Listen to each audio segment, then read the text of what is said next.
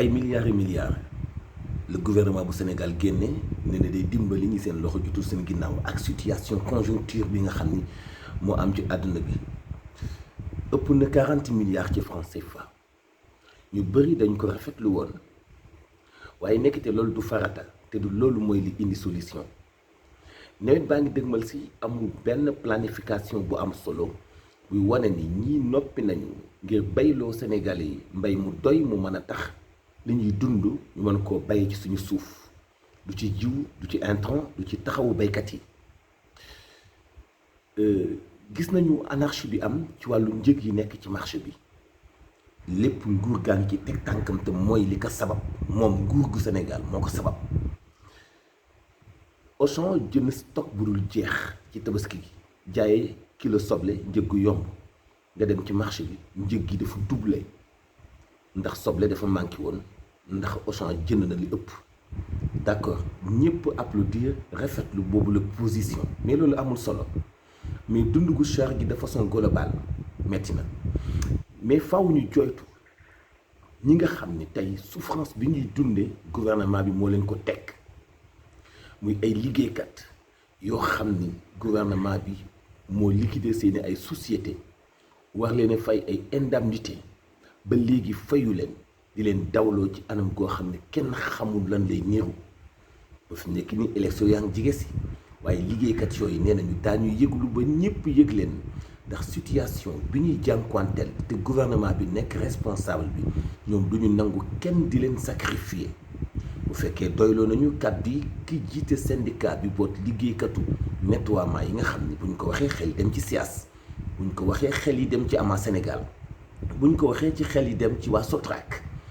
nga xam ni def nañ fi grève de la faim ay nit def ay médiation ba tax ñu bàyyi ko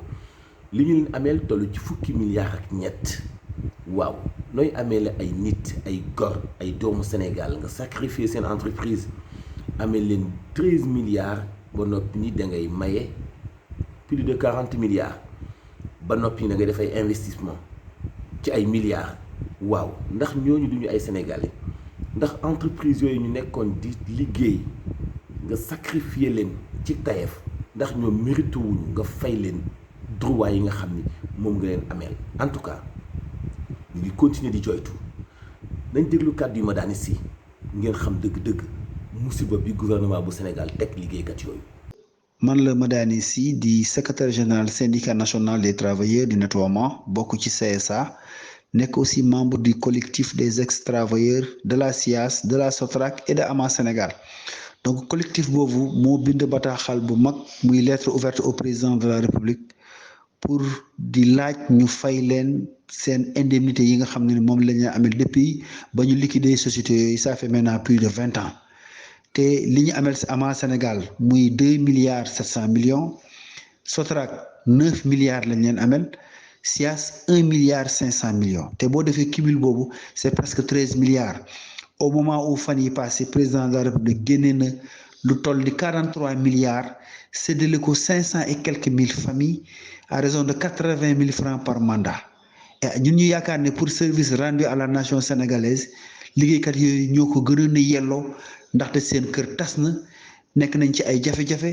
ba genn wàll gi tey génn nañ àdduna yal na leen yàlla yërëm et di wax ne en tout cas organiser nañ fi ay grève de la faim mu jëwul fenn def nañ fi ay marche def nañ fi ay sitting rencontré nañu kilifa diine yi kilifa aada yi rencontré nañu tout récemment le médiateur de la République mu jëwul fenn et di yaakaar ne en tout cas lettre ouverte bi nga xam ne moom la ñu bind président de la République war naa mun a fexe ba ñu régler jafe-jafe yi nga xam ne moom la liggéeykat yi nekkee ndaxte lay raam ca ñag ba la jëm. lu dul dëgg du dëgg dañuy continuer di dénoncer situation ngabinu maa tey bi am ci Sénégal kilifa yi di ko dogal ci dogaluk maa tey dogal koo xam ni day mel ni dañuy def rek lu leen neex parce que xam nañu ni lii jaaduwul xam nañu ne ay pères de famille la ñuy sacrifier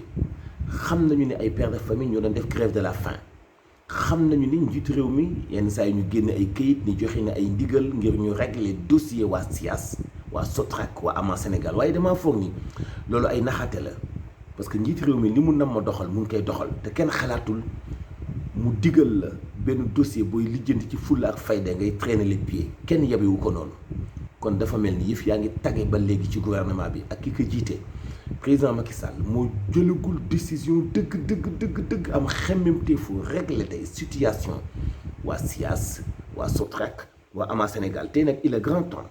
parce que ay pères de famille lañu ay góor lañu te seen situation fi mu nekk nii mu ngi bëgg a metti abonné leen MMD Média ñu toppal leen lépp li actualité ci Sénégal jaa ngeen jëf.